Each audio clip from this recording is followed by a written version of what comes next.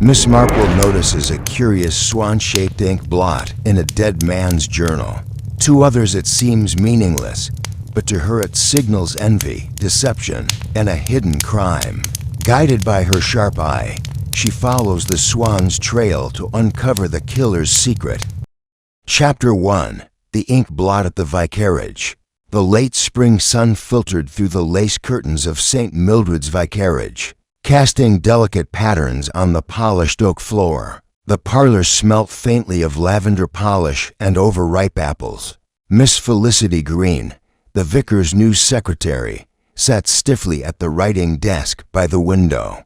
Her pen halted mid-letter as she studied an irregular stain upon the blotting paper. With growing unease, it was shaped, curiously, like a swan, its neck curved just so, wings splayed mid-flight. She tilted her head. No, not quite a swan. The tail end bled too thickly, the edges ragged as if retreating in panic. Behind her, the ticking of the grandfather clock and the distant cooing of pigeons punctuated the silence. Felicity bit her lip and carefully folded the letter she had only half written, an invitation draft for the Whitsun tea at the parish hall. She did not like the blot. She did not like how it seemed to have appeared from nowhere, how it now stared back at her like a quiet accusation. She was about to crumple the page when the door opened. Reverend Pritchard entered with his usual flurry of robes and good-natured apologies. "Terribly sorry, Miss Green. I was waylaid by Mrs. Tumley and her endless grievance about the bell tower pigeons." "It's no bother, Vicar," Felicity murmured. She slid the blotting paper into the drawer before he could notice it, unseen by her. The vicar paused. He looked at the desk with a faint furrow between his brows, as though he had expected something else to be there. Then, brushing the thought away, he smiled again and approached the desk. "Now, where were we? Oh yes, the tea. The bishop's wife will be there, which means we must find her a sturdy chair. She's not the type for flimsy things. Poor woman." They worked through the remaining arrangements in a breeze of names and times. It was only when Felicity left the vicarage an hour later, walking briskly past the hedge-lined path toward the village green, that she noticed the odd chill that had settled into her bones. At the edge of the green, Miss Jane Marple sat on a bench beneath a cherry tree, knitting needles moving with unhurried precision. She wore a powder blue cardigan and a straw hat adorned with a forget-me-not ribbon. She greeted Felicity with a smile. "My dear Miss Green," she said, "you've the look of a girl who's seen something she cannot quite put into words." Felicity hesitated, a tight smile on her lips. "It's only a silly thing, Miss Marple. A blot of ink, shaped rather like a swan." Miss Marple's needles paused for half a beat. "Swan ink blots, how curious. They do say our subconscious has a habit of drawing what troubles us. Freud, or perhaps Jung. Not that I approve of either of them for polite conversation." Felicity gave a half laugh, though it didn't reach her eyes. "I expect I'm just tired. The Whitsun tea has us all running about." Miss Marple's gaze lingered a moment longer, but she said nothing more. The following afternoon, St. Mary Mead buzzed with preparations for the Whitsun tea. Bunting was strung between the lampposts, and chairs were carted from the parish hall to the lawn outside. Miss Hartnell, having taken it upon herself to supervise the floral arrangements, was bossing the younger girls around with ruthless efficiency. In the kitchen, Mrs. Butters trimmed crusts from sandwiches with the fervor of a battlefield surgeon. Miss Marple arrived precisely at 3 o'clock, bearing a lemon drizzle cake. She was met by a harried Miss Green, who seemed distracted as she accepted the cake and motioned absently toward the refreshment table. "Everything all right, dear?" Miss Marple asked mildly. "Yes, just a bit frazzled, that's all. The place cards vanished this morning. I spent 2 hours rewriting them, later, as the tea was well underway, with villagers milling about in polite conversation and the bishop's wife seated carefully in her reinforced chair. A piercing scream sliced through the GAIETY. It came from the VICARAGE. Felicity Green, white-faced and trembling, stumbled into the crowd, pointing wildly behind her. It's the study, he's there, he's. Several villagers dashed off immediately. Among them Dr. Haydock and Colonel Melchett. Miss Marple, quietly setting down her teacup, followed at a slower pace. Inside the vicarage, Reverend Pritchard lay slumped over his desk, his head turned to one side, eyes open but glassy. A shattered bottle of ink had spilled across the desk's surface, its dark tendrils seeping into papers and creeping toward the edge like a slow-moving tide. And on the blotting paper beneath his arm was a new stain, one that mirrored the strange, swan-shaped blot Felicity had noticed only the day before. But this time, it looked less like a bird and more like a shadow with wings. By 6 o'clock, the village was alive with speculation. Gossip rippled from the tea tents to the butcher's lane. Theories ranged from a sudden stroke to poisoned scones. Young Peter Ransom insisted it was the vicar's secret past come to haunt him, while Mrs. Tumley blamed the pigeons as omens. Miss Marple, however, remained silent. That evening, she sat quietly in her cottage, the day's knitting untouched in her lap. Her gaze rested not on her lace curtains or the evening sky beyond, but on a folded square of blotting paper resting on her tea tray, a souvenir from her earlier visit to the VICARAGE. Her eyes narrowed ever so slightly as she studied the stain. A swan, yes, or something that wanted to be one. But why had Felicity lied about throwing it away? And why had the vicar, methodical, exacting, left a bottle of ink uncorked? She reached for her teacup, then paused. "I've seen that shape before," she murmured, "though not in ink." Chapter 2. A Village in Mourning. The morning after Reverend Pritchard's death dawned with a gentle drizzle, the sort that hung like a veil over the village of St. Mary Mead, dampening laundry lines and spirits alike. Church bells tolled softly, more out of habit than official decree, and villagers stepped more quietly along the cobbled lanes, as if sound itself should pay respect. At the High Street, Mrs. Petherick, proprietress of the post office, was the first to open shop that morning. Her face was set in an expression of solemn satisfaction, a kind of pious grief, laced with the excitement that only a proper scandal could stir. "I always said," she confided to Miss Wren, who had come in under the pretense of needing stamps, "that the vicar worked too hard, never took a proper rest since the old curate left. Not natural for a man his age, but to die at his desk," Miss Wren whispered, eyes wide. "So suddenly. It was a shock, wasn't it?" Felicity Green still looked pale this morning, passed me on the green without a hello. "She's rattled, poor girl. Found him, they say." She was the last to see him alive. The two women exchanged a glance that said more than words. Already, the narrative had begun to form her. Meanwhile, Miss Marple was seated in her modest drawing room, the drizzle streaking faint lines across the window beside her. A thin fire crackled in the grate, more for comfort than heat. She held a cup of tea in one hand and a small newspaper in the other. The front page bore no mention of the vicar's death, yet the county papers would need another day to catch up. But a smaller, hand-addressed envelope lay on the table beside her. "Just delivered." It was from Mrs. Weatherby, the vicar's cousin in Exeter, and it contained 3 brief lines written in a neat but urgent hand.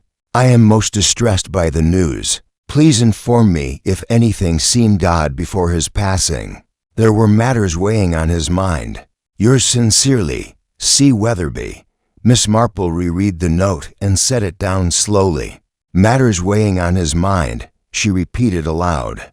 Then she stood and walked to the sideboard, where she withdrew a slim volume titled The Psychological Imprint of Repression. She opened it not to read, but to remove something tucked inside, the blotting paper she had salvaged from the vicar's desk. The swan-shaped stain was still there, dark and drying now into a deeper shade of rust. But what unsettled her was the strange symmetry of it, the way it mirrored the blot Miss Green had described. That wasn't mere coincidence. Nor, Miss Marple thought, did the vicar's death sit comfortably under the heading of natural. At the police station, Inspector Craythorne adjusted his collar with a sigh. A kindly man with thinning hair and a weak spot for raspberry tarts. He was not particularly keen on village deaths, especially ones that involved clergy. So he said, pacing behind his desk, "We've no evidence of foul play. No bruises, no wounds, no trace of poison that Dr. Haydock could find.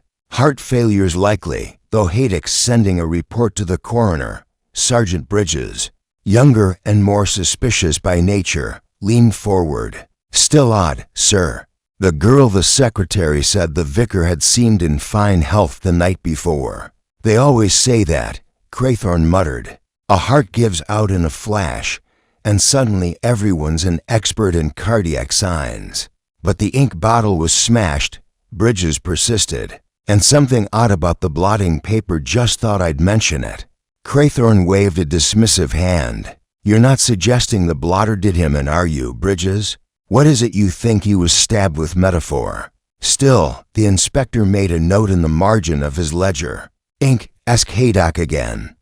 Miss Marple, for her part, did not visit the vicarage that day. She made no inquiries and asked no questions. Instead, she baked a rhubarb tart, returned to books to the circulating library, and stopped at the butcher's to discuss lamb chops. To the casual observer, she was merely an elderly lady going about her day, no different from any other Thursday. But as she passed Felicity Green outside the greengrocer's, she took note of the girl's trembling hands, the way her gloves were mismatched, one navy, one black, and Miss Marple, who believed very firmly that distressed minds made practical mistakes, smiled gently and said, "No daffodils left, I see." It's the sort of thing that would have made Reverend Pritchard sigh. He had a fondness for daffodils, I remember. Felicity blinked, caught off guard. Yes, he did. Every spring, he'd plant new bulbs around the vicarage path. You'll keep that up, won't you? Miss Marple said kindly. Tradition is a comfort in times of change. Felicity nodded and turned away quickly. Yes. Miss Marple thought, there's something in her she's trying to bury. That afternoon, a small group gathered in the drawing room of the vicarage. The bishop had sent word that an interim minister would be dispatched, and Miss Green was asked to sort through the reverend's correspondence. Until then, Dr. Haydock was present, sorting through the desk drawers with clinical precision. "Nothing of real concern," he muttered, glancing at Miss Marple, who had arrived with a tray of tea. "He was in decent health, but hearts are strange things. I imagine they are," she replied softly. "Just like ink stains. One never knows where the blot will land." Dr. Haydock smiled politely, assuming she was rambling. Miss Marple watched him lift the final drawer. "Anything strange?" she asked. He paused. "No, just these." He held up a small stack of letters bound with red string. They were marked personal, "Do not open" letters.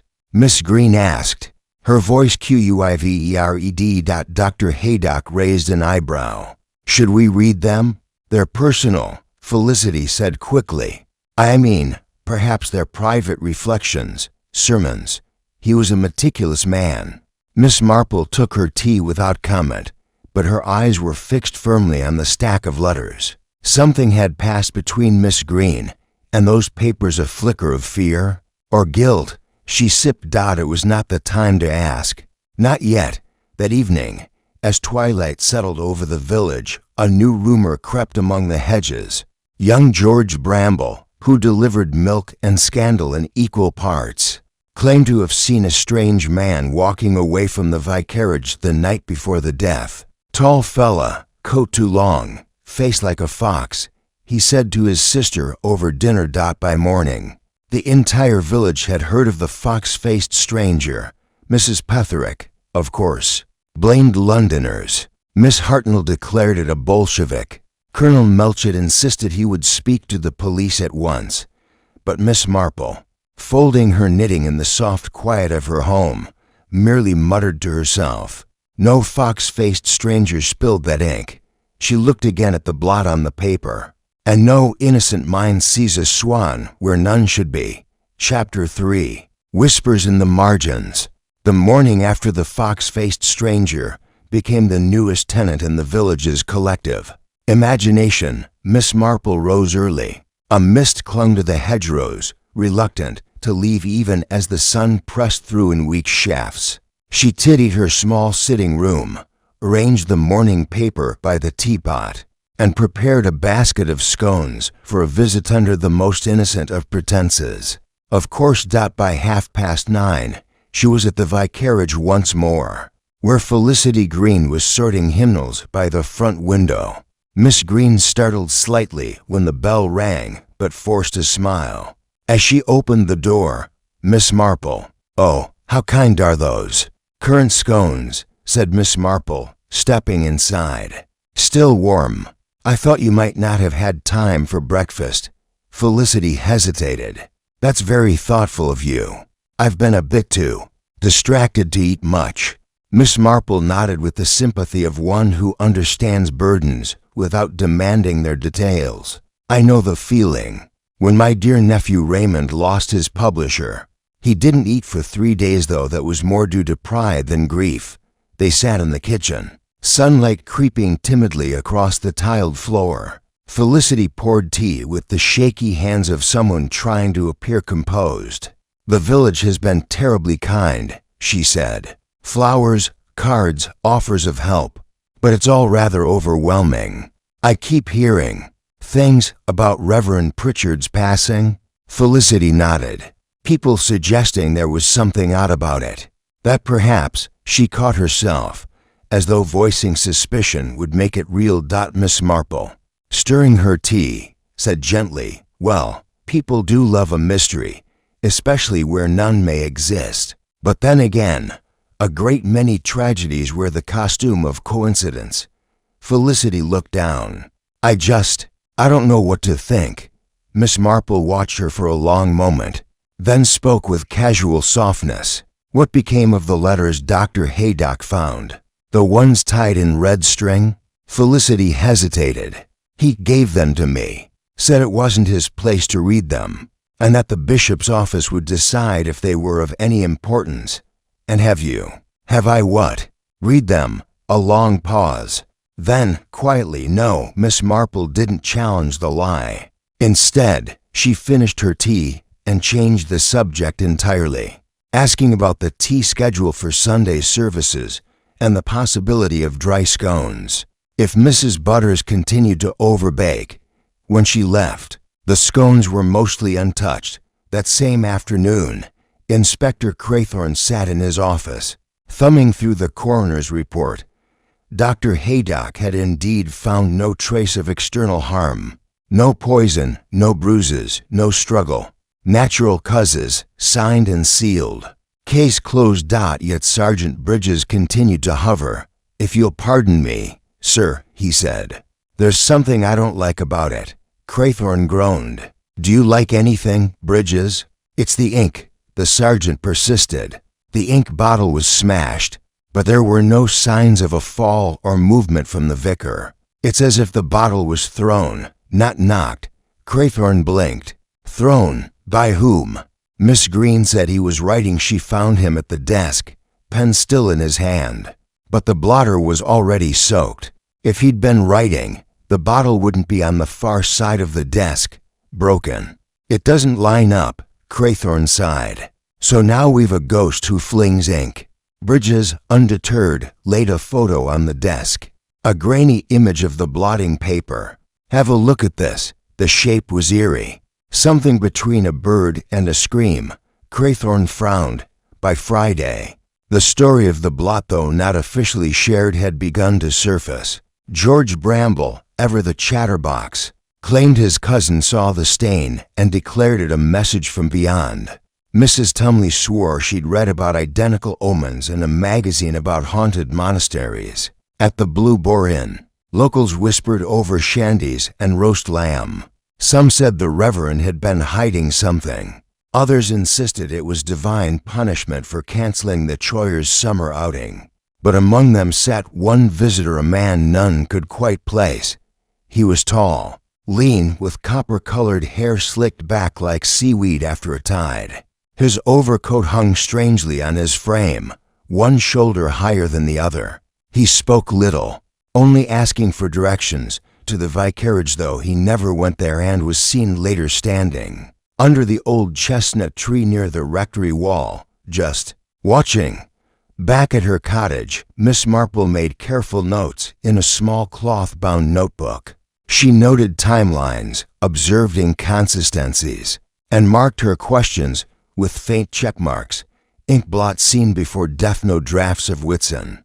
Invitation recovered string letters still unopened. Stranger under tree coincidence. She closed the notebook and sat back in her chair. Through her window, the vicarage garden lay silent, trimmed neatly by Miss Green's hand, but lifeless all the same. And above it all, the spire of St. Mildred's stood like a pin driven into the fabric of the village quiet, unwavering, hiding something beneath its pious shade. That evening, Felicity Green climbed the narrow stairs of the vicarage to the attic. She carried the red-tied bundle of letters in both hands. Her breath was shallow, her footsteps careful. The attic was dusty, perfumed with old hymnals and forgotten linens. She knelt beside a cedar chest and opened it slowly, revealing faded photographs, a boy's prayer book, and a child's broken rosary. With trembling fingers, she placed the letters at the very bottom and covered them with layers of yellowed cloth and tattered sheet music. Then she closed the chest and sat back, pressing both palms against her face. She did not notice the small detail left behind, the red string, frayed at one end, trailing behind her like a loose thread waiting to be pulled.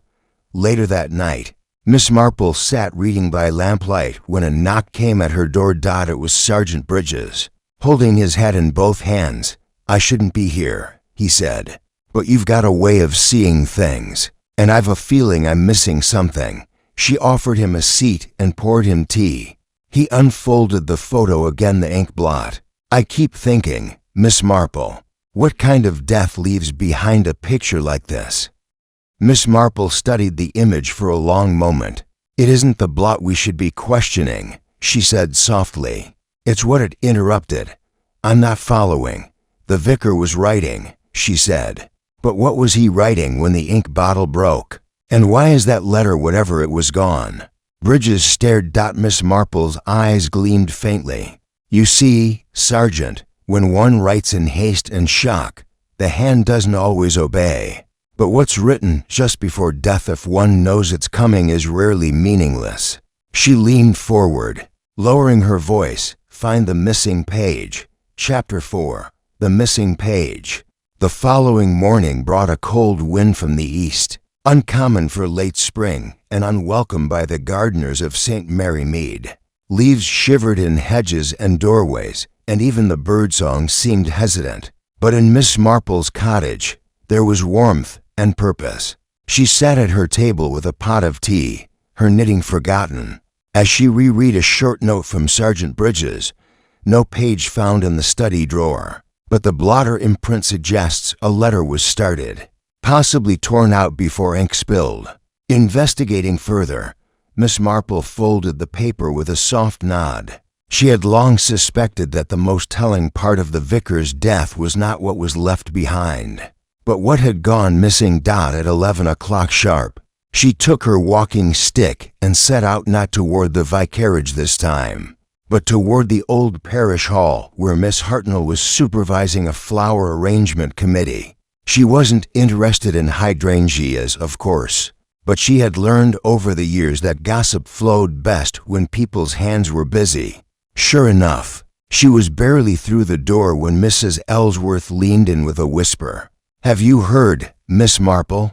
They say the young secretary was seen coming from the attic last night, well after sunset, with dust all over her skirt. Poor thing, Grief often draws people toward keepsakes, Miss Marple murmured, or away from guilt. That gave Mrs. Ellsworth pause. At the vicarage, Felicity Green stood by the study window, her arms crossed. The room had been tiddied since the tragedy, ink wiped from the desk, the broken bottle removed, papers neatly stacked, but something had changed in the atmosphere. It no longer felt like a place of letters and sermons. It felt, watched. She had hardly slept the night before. The letters were hidden, yes, but the red string kept returning in her mind, like something tugging at the corner of a curtain. And now she wondered if she'd missed something, had left some clue behind. She moved toward the desk again, hesitated, then slowly opened the middle drawer. Empty. No blotter. No first page. She swallowed hard and closed it again. Behind her, the grandfather clock chimed noon. Meanwhile, Sergeant Bridges was at the station, poring over a new delivery from the county archives, old church documents, minutes from parish meetings, and a thin folder marked confidential in Reverend Pritchard's hand. It had been found in the locked vestry cabinet. Inside was a record of correspondence from the previous winter. Among them, one letter stood out. Dear Ken and Broom. Regarding the matter of Miss Felicity Green's recommendation, though her references are sound, I remain troubled by certain inconsistencies in her application. I fear there may be matters unspoken. Still, we are in need, and perhaps kindness will mend what silence cannot.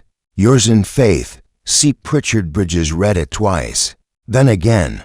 He stood, took his coat, and made his way without informing the inspector back toward the vicarage. At the same time, Miss Marple was seated in the village library, peering over the index of the Parish Gazette. 10 years in retrospect. She wasn't looking for gossip, though the Gazette had its share of it, but rather for absence.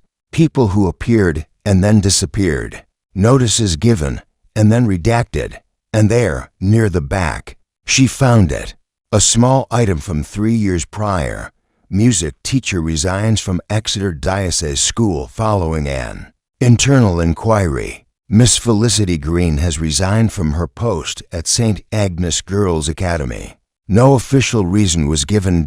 Miss Marple shut the book quietly. Then she stood and walked slowly to the librarian's desk. Would you be so kind, she said, as to give me the address for the Exeter Diocese Records office? That evening, Sergeant Bridges returned to Miss Marple's cottage with wind in his coat and something tighter in his jaw. I've got more, he said. It's not concrete, but it's unsettling. He laid out the letter about Felicity's recommendation and another piece of partially torn envelope, found discarded behind the old hymnals in the vestry. It had no letter inside, just the imprint of words once folded tightly within. Miss Marple turned the envelope gently in her hands. It's the handwriting, she murmured. Same hand that wrote the Whitsun invitation drafts. See the loop of the R? That's Felicity's. Bridges looked up sharply. You think she wrote something and destroyed it? I think, Miss Marple said, that she was writing something when the vicar interrupted her. Perhaps caught her. Perhaps. She trailed off, eyes on the far wall. Perhaps the blot wasn't the vicar's at all. Bridges leaned in. You believe she wrote the first page, not him? Miss Marple nodded slowly. If she was in the study alone copying invitations, perhaps then a blot, a rush, a confrontation. It changes everything. The question is, what was she trying to hide? Bridges hesitated. Could it be the letters? The ones tied in red? Possibly. But I suspect there's more. A truth buried deeper. Something she hoped to leave behind when she came to St. Mary Mead. She looked at him keenly. We need to see what's in that cedar chest. That night, under a heavy sky with rain in its bones, Felicity Green dreamed of ink. It spilled and spread, curling around her ankles, rising like smoke, until the stain became a winged thing, flying out of the pages and into her throat. She awoke with a cry. Downstairs, something had fallen. A soft crash, She rose slowly, wrapped in a robe, and crept down the stairs. Nothing moved in the study. The curtains breathed gently against the window. A vase had tipped from the table, fallen onto the carpet. No wind. No open door, only silence, and behind it, the steady, creeping sensation that someone had been watching her again. The next morning, Miss Marple sat with Sergeant Bridges and the coroner's updated report. No toxins, no trauma. But Bridges tapped the last line, ink on the vicar's fingertips. Only one hand. Miss Marple's brows lifted. One hand. And what of the pen? No ink on it. She nodded slowly. He never touched the bottle. He never wrote a thing. Then she rose with unusual firmness. It's time, Sergeant. Let us visit the attic. Chapter 5. Beneath the cedar lid. The vicarage attic had always felt removed from time. Dust clung to the beams in delicate veils, and the scent of old linen mingled with wax polish and dry paper. Light filtered in through a single, arched window, its glass patterned with mottled imperfections that blurred the sky beyond into a wash of gray. Miss Marple climbed the narrow staircase behind Sergeant Bridges, her pace deliberate but steady. He reached the landing first and pushed open the door. The room had the stillness of a sealed memory. A single bulb hung from the ceiling, unlit. Bridges clicked on a torch and scanned the room. Boxes stacked by the wall, a disused coat rack draped with a lace cloth. And to one side, just where Miss Marple had imagined it, stood a low cedar chest with brass fittings. Its surface faded from years of quiet neglect. She crossed the room without speaking and knelt beside it. "Shall I?" Bridges began. "No, thank you," she said softly. Sometimes one must lift a lid gently, or the truth escapes too quickly. Her fingers traced the cold brass, then unlatched it. Inside lay a disheveled collection of hymn sheets, concert programs from over a decade past, and bundles of letters wrapped in yellowed ribbon. She lifted the top layer with careful hands, revealing beneath them a parcel wrapped in brown paper, tied just as she had anticipated with a red string. Bridges leaned forward. "May I?" he asked. Miss Marple gave a single nod. Bridges untied the string slowly, peeling back the paper to reveal a thick stack of correspondence, at least a dozen letters. The handwriting varied, but many bore the same formal slant, and all were addressed to one recipient, Miss Felicity Green. None had stamps. They were hand-delivered. He opened the topmost envelope and skimmed the contents. Then he read again, aloud this time. "Dearest Felicity, I did not think I would write again. But seeing you at the cathedral last week, seeing your eyes brought it all back. The way you left. I thought we had agreed it would remain buried. That was the only way. But now, here you are, in the vicarage of all places. I don't know if you came to torment me or to repent. Either way, you've made it impossible to forget. You made a promise once, remember? You broke it. If this continues, I shall have no choice but to act." Bridges looked up slowly. "Not the vicar, no," Miss Marple murmured, "but someone she knew before. From her life at St. Agnes Academy, perhaps. Someone who felt wronged. Perhaps someone with more power than he should have had." Bridges moved to the next letter. It was unsigned. The language had grown colder, clipped. You cannot start anew simply by changing scenery. Secrets are not so easily scrubbed. "If I fall, I'll make sure you do too." Blackmail, Bridges muttered. Classic pressure tactics. He knew something she didn't want out. Maybe the vicar did too. Miss Marple nodded. "And I believe that, whatever was written in the note that vanished from the desk, it was likely a message meant for Felicity, or from her. Perhaps even something meant to sever this thread for good." Bridges looked troubled. She hid these because she thought someone would find them if they investigated too deeply. "Precisely," Miss Marple said. "And that tells us she didn't count on the vicar dying or that she feared his death. Would make her look guilty. That same afternoon, The stranger who had been seen loitering near the chestnut tree returned to the Blue Boar. His name, according to the guest book, was Mr. Martin Rakewell. No profession listed. He was quiet at first, polite, but when Sergeant Bridges entered the inn not long after, Rakewell stood abruptly and made for the back door. Bridges followed.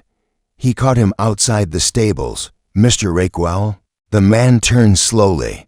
His eyes were a pale green, and his smile neat. "Sergeant, you've been observed near the vicarage several times this week. Charming place," Rakewell said lightly. "I'm a lover of architecture. You know Miss Felicity Green?" There was the faintest pause. "We've crossed paths." Bridges stepped closer. "Mind if we ask you to stay in the village until we've cleared a few things up?" Rakewell's smile thinned. "Have I been accused of something?" "Not yet." Rakewell tipped an imaginary hat and turned back toward the inn. But his steps had lost their confidence.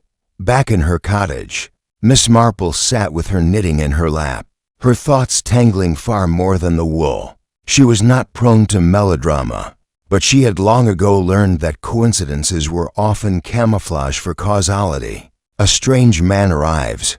A woman with a buried past takes a job in a sleepy village. A vicar who senses something but perhaps hesitates too long. And then, a death with no physical cause, but a spiritual weight heavy enough to snap the string of life. She looked again at the blotting paper, the swan, the ink, the vanished letter. "Guilt," she murmured. "That's what I see in the shape. It's a swan drowning itself." She rose and crossed to the mantel, where she kept a small collection of photographs, bearish fates, old school friends, her nephew Raymond with his absurd mustache and one, newer, of Reverend Pritchard standing beside Felicity, holding a basket of apples from the harvest sermon. Her eyes narrowed. Felicity was smiling, but the smile had tension. Her shoulders were not relaxed. And Pritchard, he looked directly at the camera, but not warmly, not like a man at peace. She turned the frame over and read the penciled note. "Harvest 1952. A good year, save for the frost." She tapped the words with one finger. "Frost," she whispered. "It always comes before a fall." That evening, Bridges returned to Miss Marple's home with a folded sheet of paper. "Found it," he said. She took it wordlessly and unfolded the page. It had been torn at the edge, ink smudged, but the words were still legible. "Felicity, you must not continue this. I found the letters. I will send them to the bishop unless you speak with me first. I don't want to ruin your chance here, but I cannot." The rest was a sweeping smear of ink. Interrupted abruptly. The pen had dragged.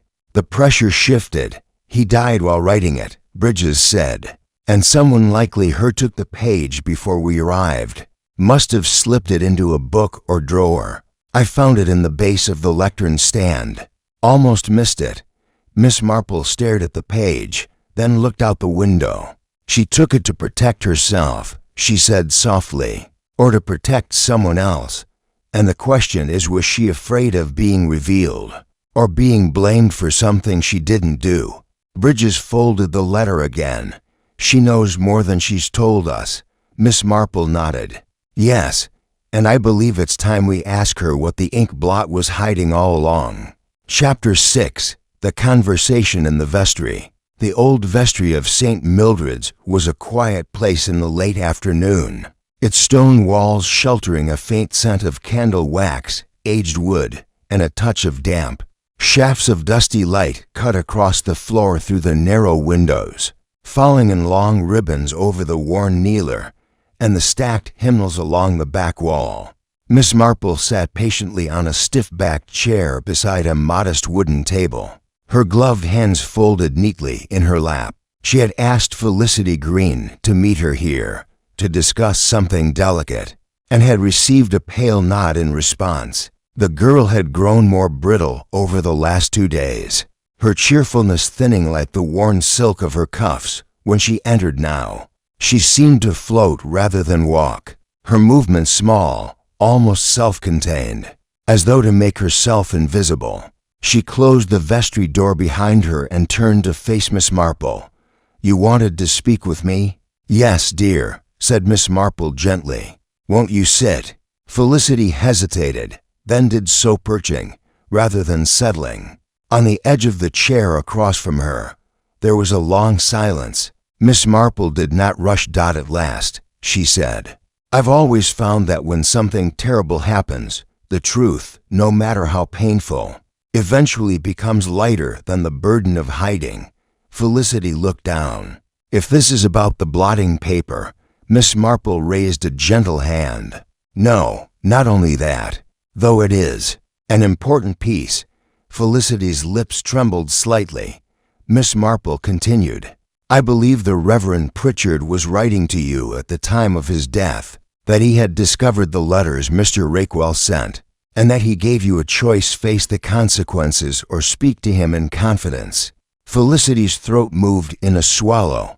"I didn't hurt him," she said quickly. "I swear. I found him just as I told you. He was already gone. I didn't think he'd—" Her voice cracked. "No one's accusing you of causing his death," Miss Marple said softly. "But you did remove the page he was writing, and you hid the letters. And now I ask not because I wish to condemn, but because the truth, once spoken, can no longer be used against you." Felicity was quiet for a long time. When she spoke, her voice was small. "I met Martin Rakewell 3 years ago," she said. "He was a visiting choir director at St. Agnes, charming, charismatic. All the girls adored him. I was stupid, and he wasn't what he seemed." She paused. "He made promises, said he'd marry me, said we'd start over. But when things became serious, he changed. He threatened to reveal things, suggested I had behaved improperly, that it would ruin my reputation, get me dismissed." Miss Marple's expression did not change, though her hands tightened slightly in her lap. "He wrote those letters after I left. I thought it was over. I changed my name slightly. Took this job thinking it was a quiet place to begin again. But a week before the vicar died, I saw Martin again.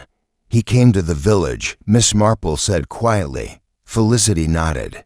"He approached me outside the post office, said he wanted to revisit the past, that if I didn't agree, he would show the letters to the bishop, and the vicar found them. I don't know how," Felicity whispered. "But yes, that morning I arrived early and found him at the desk, holding them. He looked disappointed, not angry, just deeply, deeply sad. He said we'd speak after the Whitsun tea. But you returned later that day." Felicity nodded again. "I came to apologize. I knocked, but no one answered. I let myself in and found him, slumped over. The ink had spilled everywhere. I panicked. The page he'd been writing, my name was on it. I tore it out and hid it." Miss Marple reached over gently and placed her hand over Felicity's. "My dear, it takes courage to carry shame, and more still to set it down." "Thank you." Felicity's shoulders slumped. Tears slid down her cheeks silently. "I didn't kill him, but I still feel like I did." Miss Marple shook her head. "No, the heart can only take so much. But guilt is not the same as guiltiness. You did not cause his death, Miss Green, but someone else may have hastened it." Felicity looked up sharply. "Martin?" Miss Marple's expression darkened slightly. He had reason to silence the Reverend if he believed his actions were about to be exposed. And sometimes the pressure of being found out makes men desperate. There was a knock at the vestry door. It opened to reveal Sergeant Bridges, holding a folded slip of paper. "Sorry to interrupt," he said, "but I thought you'd want to see this." He handed it to Miss Marple. She read it and nodded grimly. "A telegram from Exeter," she explained. "Rakewell was dismissed from his position at St. Agnes shortly after Miss Green left. A quiet departure, no charges filed. But there was an inquiry." Felicity's mouth parted slightly. "I didn't know. They kept it quiet, to protect the school," Bridges added. "But we now have documentation." Enough to bring him in. Miss Marple looked at Felicity once more. One last question, my dear. The blot, the one you saw the day before the Reverend died. What made you stop writing that morning? Felicity blinked. I don't know. I was drafting invitations and suddenly the ink spilled. The bottle slipped. I was startled. I saw the shape on the paper and felt unsettled, like something had flown into the room. It looked like a bird, like a swan or an omen. Miss Marple offered gently. Yes, she nodded. Then perhaps it was. Felicity looked up. Do you think it means something? Miss Marple's gaze turned toward the tall, arched window behind her. Sometimes, symbols arrive before the truth does, like echoes of something coming. The blot may have only been ink, but what it represented, fear, silence, the past, those are the true stains we carry. She rose to her feet and gently squeezed Felicity's shoulder. We'll handle this now, and I suspect Mr. Rakewell will find that this village, though small, is not easily fooled. Felicity closed her eyes, letting out a long, shuddering breath, and for the first time in days, she seemed lighter. Chapter 7. A mark on the margin. Mr. Martin Rakewell was not a man who liked to be cornered. His type preferred movement, drifting from choir lofts to lecture halls, from borrowed trust to whispered threats, never staying long enough for consequences to gather beneath his feet. So when Sergeant Bridges and Constable Emery arrived at the Blue Boar with quiet formality and firm expressions, it took only moments for Rakewell's charm to crack. This is absurd, he said, rising from his table, where a barely touched ham sandwich sat beside an open notebook. I've done nothing wrong. Then you'll have no trouble answering a few questions, said Bridges evenly, gesturing toward the door. Miss Marple was already seated in the small side parlor of the station when they brought him in. She sat with her handbag clasped politely on her lap, looking for all the world like she was awaiting tea. But her eyes, those pale blue windows of unwavering perception, fixed on Rakewell with the quiet precision of a surgeon selecting her next incision. Mr. Rakewell, she said gently as he entered, do take a seat. No need to be dramatic. He paused, lips twitching into a forced smile. And you are? She's a friend of the village, said Bridges, and someone who's helped us solve more than one knot others failed to untangle. Rakewell sat down reluctantly. This is about Felicity, I presume. She's told you some melodramatic story, hasn't she? Miss Marple did not blink. She told us a painful story, one that rings true. She was hardly innocent. He scoffed. She came to me. She followed me. I ended it. That's the truth. And yet you wrote letters even after she left St. Agnes, Miss Marple replied. Threatening ones. You visited her in secret, pressured her to revisit the past, as you so delicately put it. Rakewell's mouth twisted. Prove it. Sergeant Bridges reached into his folder and pulled out the red-tied bundle retrieved from the vicarage attic. Your handwriting, I presume? He said coolly. Rakewell's face drained of color. That's private correspondence, he snapped. Bridges nodded. Indeed, and quite illuminating. Enough, in fact, to support a charge of sustained coercion and psychological harassment. But that's not the most pressing matter. Rakewell stiffened. The Reverend Pritchard died shortly after receiving these letters. You were seen near the vicarage on the same day. Witnesses place you standing under the chestnut tree outside his study window. I wasn't there to harm anyone, Rakewell said quickly. I saw them talking outside the church earlier that week. I thought maybe she'd told him something. And so you came to what? Silence him? Bridges said. Rakewell stood abruptly. I didn't kill him. No one said you did, Miss Marple said, her voice calm but sharp. But perhaps your presence, your threats, and the knowledge that you had not truly gone away. Perhaps all of that was more than Reverend Pritchard's heart could bear. Rakewell looked around, seeking escape where none was offered. Then, as if deflating, he dropped back into the chair, You have no proof I spoke to him."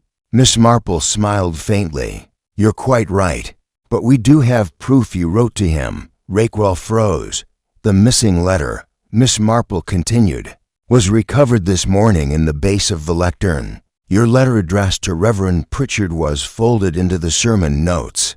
No doubt slipped there by mistake. In it, you demanded he stay out of old business and warned him that if he contacted your former employer, again, you'd bring everything down. Rather theatrical, but effective." Raquel said nothing. "Did you know he intended to send your letters to the bishop?" Miss Marple asked. His silence answered her well enough. "And when he died before doing so, you saw an opportunity," she said softly. "You stayed in the village not to mourn or make peace, but to ensure the trail went cold." Bridges rose. "I'll need you to remain in the county while we proceed with statements and further inquiries." Raquel stood slowly, shoulders rigid. "You're blowing this out of proportion." Miss Marple gave him a thin, sorrowful smile. "Only the consequences, Mr. Raquel, not the actions." Later that evening, with the last of the spring sun glazing the garden in soft gold, Miss Marple returned to the vicarage. Felicity Green greeted her at the door, the nervous tightness in her features eased by something fragile but real relief. "They told me what happened," she said quietly. "About Martin." Miss Marple gave a small nod. "He won't trouble you again." They sat in the study for a while, sipping tea. The desk had been cleared, the blotting paper replaced, the ink bottle sealed tightly. It looked again like the domain of sermons and schedules, not secrets. "I keep thinking about the vicar," Felicity said. "He was kind to me, even when he must have suspected something." Miss Marple placed her cup down. "He did suspect, and he hoped you would tell him before he needed to act. His final note, it wasn't cruel. He gave you the chance to explain." Felicity nodded, eyes misting.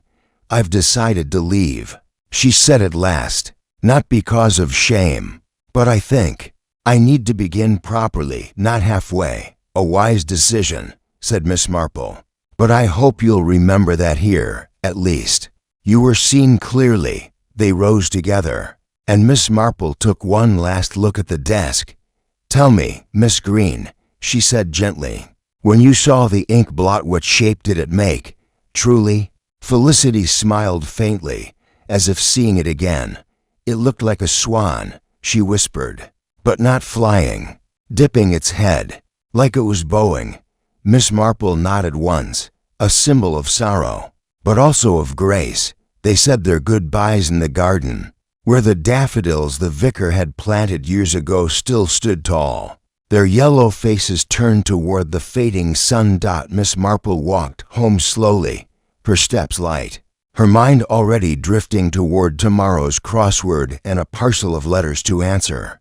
But as she passed the church gate, she paused, glancing back once at the vicarage. Some stories, she thought, do not end with guilt or innocence, but with the courage to finally speak. Chapter 8 echoes through the churchyard. A week passed in St. Mary Mead, and the village slowly exhaled. Life resumed its rhythm, subdued, as always after a death, but steadier now that the edges of uncertainty had softened. The Reverend's funeral had been modest yet dignified, held under a slate-gray sky that threatened rain, but politely withheld it until the final hymn. Miss Marple stood in the back pew beside Mrs. Weatherby, Reverend Pritchard's cousin, a woman of brisk manners and stiff gloves. The eulogy had been delivered by a visiting clergyman from the diocese, earnest, respectful, and mercifully brief. A few villagers wept, but most remained composed, their mourning manifesting in carefully folded programs and nods of solemn recollection. After the service, mourners filed into the churchyard for a light reception by the hall. Tea was served, cucumber sandwiches passed on thin china plates, and conversations drifted once more toward more mundane matters: garden mildew, the upcoming fete, and whether Mrs. Tumley had exaggerated her sciatica to avoid setting up chairs.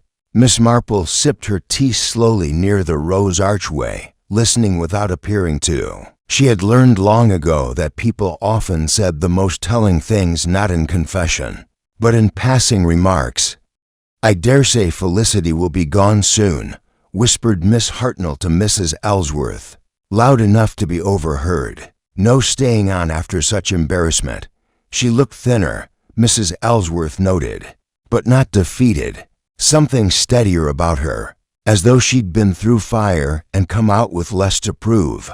Miss Marple gave a faint smile and continued along the gravel path, her steps slow and deliberate. She passed the vicar's grave freshly covered, a modest wooden cross temporarily marking the spot, and paused. She noticed something tucked behind the base of the headstone, a single sheet of folded parchment, weighted by a smooth river stone. She glanced around. No one nearby. Carefully, she crouched and retrieved it. The handwriting was unmistakably Felicity's. "To those who speak with the dead, sometimes silence is the only prayer left. You showed me kindness without condition, and I could not repay you in life. I hope you rest free of the shadows I could not explain in time. F. Miss Marple folded the note gently and replaced it beneath the stone. It was not for her, not truly. It was an offering, a whispered goodbye from someone still learning how to breathe in the open. She stepped away, leaving the moment undisturbed. That evening, the lamps in Miss Marple's sitting room glowed with a gentle amber hue. She sat at her desk with pen in hand, writing a letter to an old school friend in Scotland, a woman who had once fallen in love with a man, who vanished into wartime fog and returned with different eyes. Miss Marple thought she would understand the complexities of regret. As she finished the letter, there came a knock at the door. It was Sergeant Bridges, looking more tired than usual, but also more content. "Evening, Miss Marple," he said. "Just wanted to let you know Raquel's gone. Left the county this morning, with no protest. Charges? Formal warning, but the bishop decided not to pursue it further. He's been blacklisted unofficially, though. No school or parish will touch him now. His influence is gone." Miss Marple nodded slowly. "Sometimes that is the better sentence. A man like that thrives on position. To strip it away leaves him exposed to his own emptiness." Bridges took a seat. "Felicity left too. Train this afternoon." She wrote to the bishop herself. Honest letter, by the sounds of it.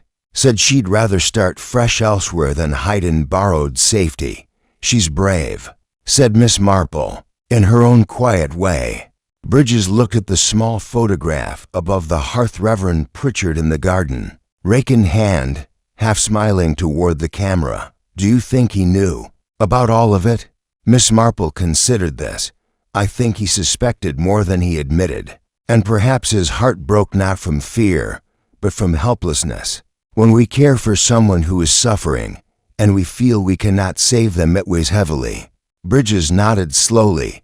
"I keep thinking about the blot," he said after a moment. "How odd it was. The shape of it. The way everyone kept mentioning it, as though it were some kind of omen. Sometimes," said Miss Marple, "people need something to place meaning upon. A blot, a shadow, a swan. Gives the unspoken a shape. The villagers didn't know what to make of the Reverend's sudden death, so the blot became a mirror. Everyone saw what they feared most." She stood and moved to the fireplace, stoking the coals with delicate hands. "Do you believe in omens, Miss Marple?" Bridges asked softly. She paused, then turned. "I believe in patterns," she said. "In habits. In the small choices people make every day that add up to consequences. And sometimes the world sends us symbols, not to warn us, but to reflect what's already within." Bridges smiled faintly. "I'm not sure what I believe anymore," he said, "but I know this much: I'd rather face truth beside someone who notices everything than chase shadows alone."